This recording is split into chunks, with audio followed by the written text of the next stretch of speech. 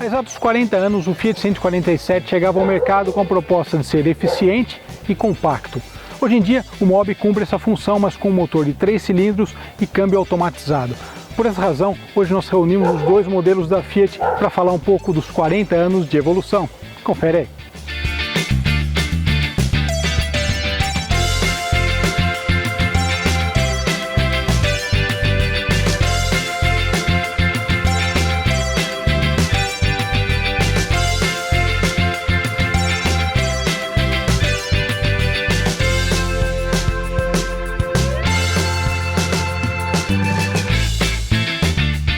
Fiat 147, nós já andamos aqui na garagem em um exemplar da versão Rally.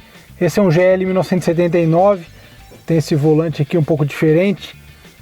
Bom, o Fiat 147 é um carro que eu acho legal, eu vou falar daqui a pouquinho. Eu andei bastante quando era criança, tinha uma tia que tinha um verdinho, né? Achava aquele carro legal. O painel tem o que precisa, velocímetro até os 160, a temperatura e o marcador de combustível, além dessas duas luzes espia. Uma coisa que eu achava legal no 47 são esses difusores de ar. Olha o detalhe aqui do toca-fitas e da fita, sem dúvida nenhuma. E o câmbio, 4 marchas, né? Com esse motor de 1050 cm3 de cilindrada. A gente vai conhecer o Mobi também, estamos conhecendo nessa matéria. E vamos andar aqui no 147, esse clássico aí de 40 anos da Fiat.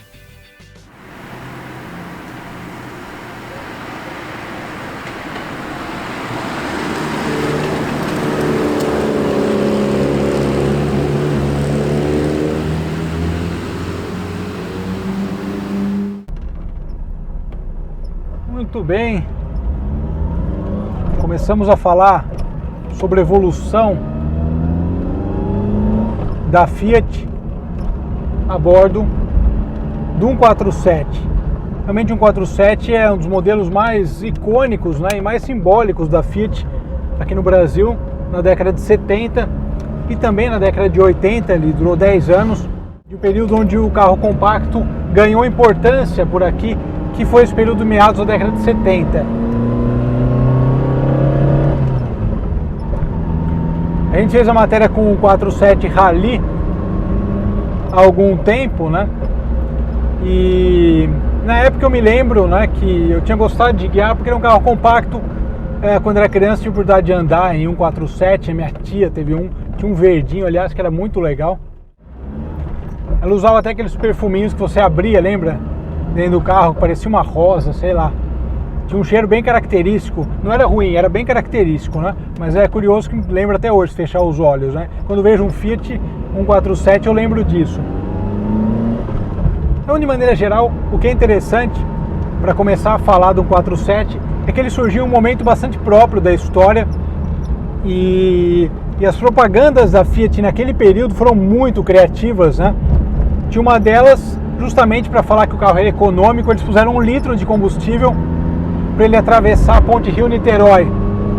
E atravessou. Criatividade em alta, realmente. Também para falar de suspensão, ele desceu a escadaria da Igreja da Penha, no Rio. Ou seja, comprovou aí que realmente era valente.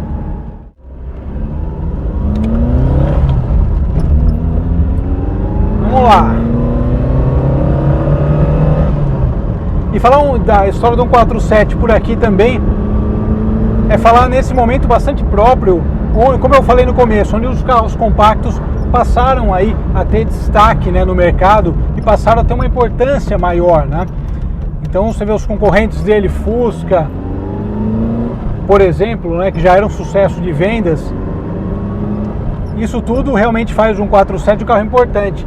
Lá na Itália, a Fiat lançou vários modelos compactos como esse, principalmente o carro que deu origem ao 147 é o 127, e a gente vê lá, lembrei da nossa matéria mais acessada, que é do Uno com motor de R1, né?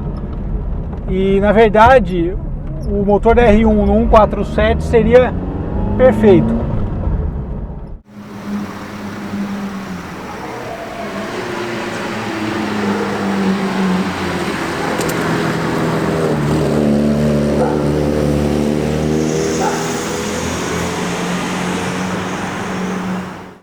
Esse exemplar é 79, é um GL, ele já tinha um acabamento diferenciado, até esse painel de espuma, pelo proprietário me falou, foi lançado apenas o 79 no GL.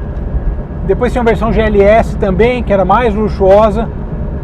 Enfim, 147 eu acho que ele tem uma importância muito legal para quem gosta de carro, porque ele realmente marcou um período da Fiat que foi muito importante para a história da marca aqui no Brasil, né? E sem dúvida nenhuma é uma referência quando a gente fala de veículo pequeno até hoje, né? A gente vê aqui o capozinho aqui na frente. É muito legal guiar um Fiat 147, porque você alcança a porta com a mão, né?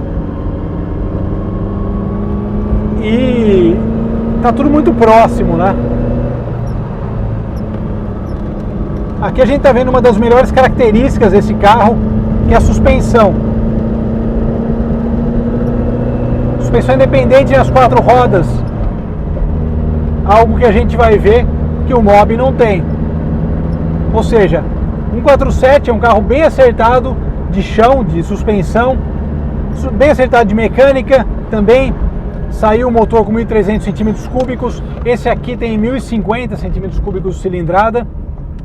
E é um motorzinho que na verdade casa bem com o estilo do carro. Quando a gente pensa no carro, na ideia de consumo da época, realmente dá para falar que esse motor aqui de 1.050 cm3 de cilindrada casa bem, logicamente, com a proposta do 147, que é ser um carro, digamos, não só popular, mas assim, um carro compacto, né? Um carro para ser usado no dia a dia, para ir no mercado fazer umas compras, enfim. Eu lembro até na infância, nos anos 80, já tinha um 147 com a frente Europa, né? Já tinha um 147 com as suas variações. Ele ficou em linha até 86, né? Veio o Uno daí, realmente ocupou um espaço importante. Porém, em breve a gente vai fazer uma matéria falando de toda a história do 147, com exemplares aí de toda a sua história, desde o primeiro até o último.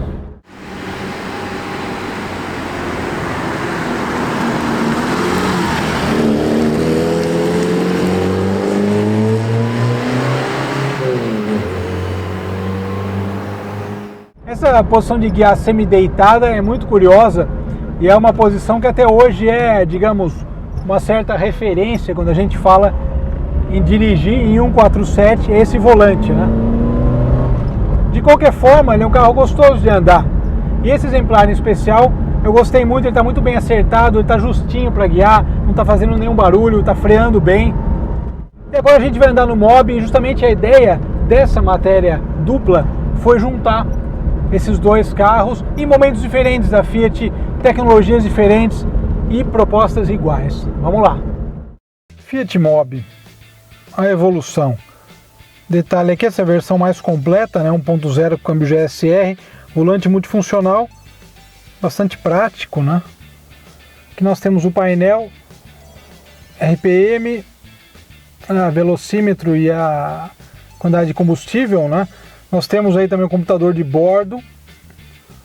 Essa tela central, que na verdade traz aqui comandos de rádio apenas, né? A seleção de pasta, etc, de música. Fora os auxiliares, aqui a função City, para ser mais econômico. Ar-condicionado. Aqui entrada USB, uma coisa que eu não gostei muito no Mobi, eu falei no Uno também, falta um porta-objetos realmente nesses carros, né? Você botar uma água ou seu telefone, inclusive. E aqui, câmbio GSR, que é o Dualogic, na evolução, com as suas funções. Estacionou, bota no neutro, vai sair, drive, ré, aí aqui é automático, manual e opção Sport. Parou, neutro, puxa o freio de mão. Simples, é um manual automatizado, eu gosto desse tipo de câmbio, já comentei aqui. E a gente vai andar, logicamente, para falar das características e o comportamento desse câmbio no motor de 1 litro. Vamos nessa!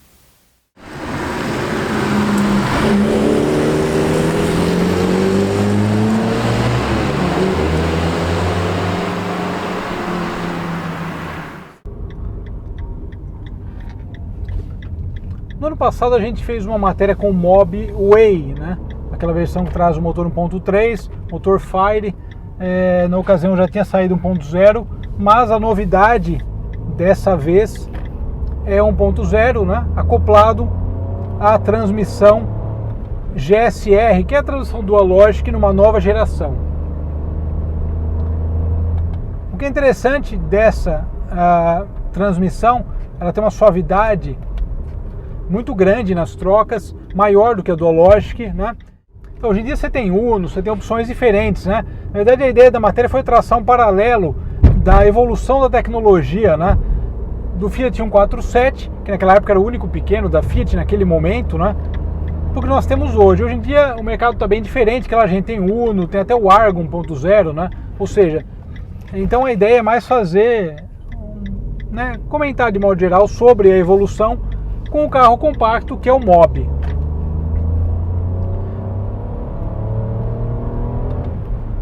Tira o pé rapidinho na troca e a coisa acontece.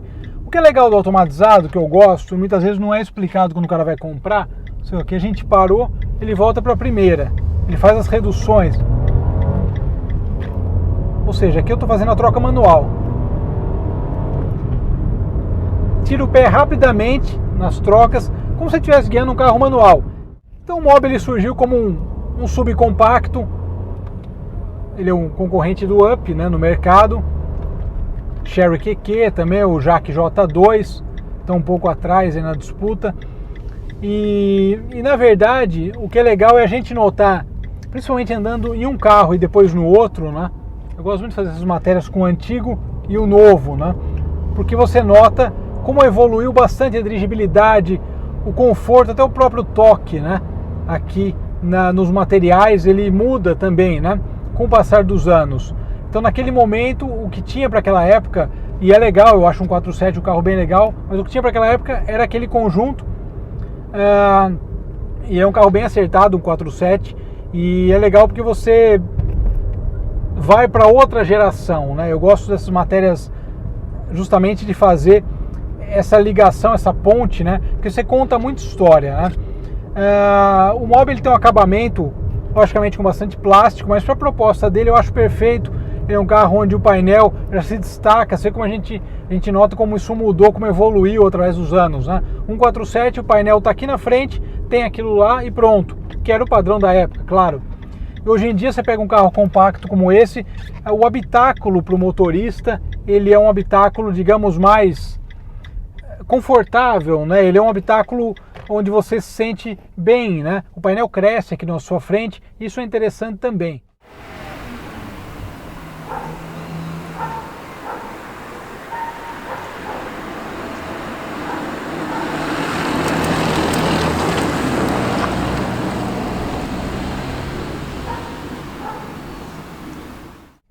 Vamos botar agora aqui no modo automático, no Sport. Estava ligado, Sport.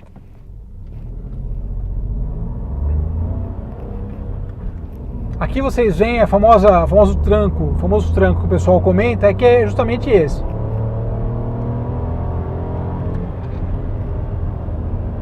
A grande sacada de dirigir automatizado, tá vendo? Aqui no Sport ele segura a marcha, ele muda mais ou menos uns 60 km por hora. Tá vendo?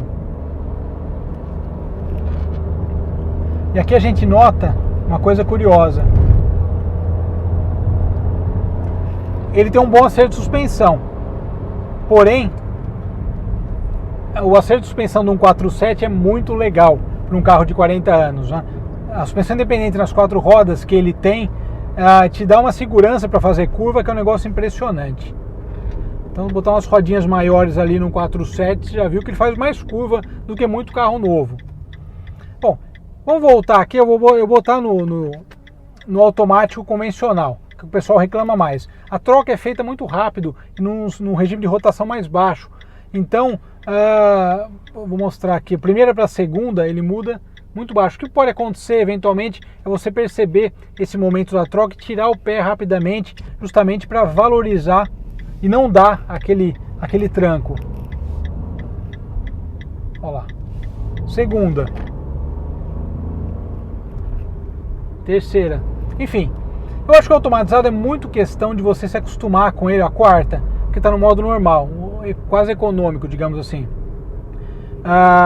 Eu falei que eu gosto do manual, eu prefiro particularmente. Você percebe que ele vai evoluindo. Ele mostra aqui no painel a hora certa de você trocar. Logicamente, você pode esticar a marcha mais ou menos. Para mim, automatizado, o melhor modo de usar, eu pessoalmente, Renato Belotti, é o modo manual. Você aproveita o carro, você tem o prazer de guiar e minimizando bastante, muito, quase 100%, esse balanço que é o balanço do carro manual.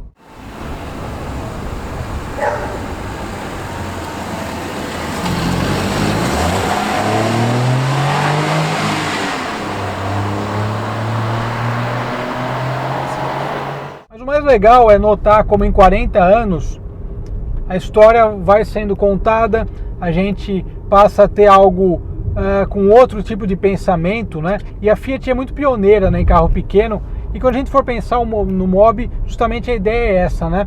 Ele é um carro 3 cilindros com câmbio automatizado, ou seja, cada vez está ficando mais fácil, digamos assim, você rodar, né? Você andar com o carro, dirigir. O ato de dirigir está ficando cada vez mais simples. Você vê um 4.7 com os engates dele e tal, o câmbio, enfim, que para quem gosta de carro clássico é legal. Mas a gente nota hoje em dia como a coisa evoluiu e chegando nisso hoje em carro com 3 cilindros, com câmbio automatizado, enfim, algo impensável, né? Há um tempo atrás. Então essa evolução eu particularmente gosto muito e gosto de mostrar para vocês isso também. Nessa versão tem um sistema também, eu dei ré aqui, ó, ele abaixa o retrovisor do lado direito para você enxergar a guia. Enfim, charminho a mais. Botou no neutro, freio de mão, tá resolvido. Então, é o que eu costumo dizer, né? Você tem que, nosso consumo, acabei não citando no fim, tá aparecendo aí. Eu esperava até que fosse mais econômico e eu fiz um 4.7 na época, 13 km por litro, 12 km por litro. Acredito que em estrada o Mobi deve evoluir bem. Na cidade nossa média ficou por aí. Então, como eu falo, vá conhecer as opções. Tem várias opções, as opções de 3 cilindros é uma novidade, é algo que chegou aí, mas é praticamente recente. Enfim, conhecendo coisas novas. E vai ter mais matéria aí juntando o clássico com o moderno. A gente se vê na próxima matéria. Tchau, tchau. Até lá.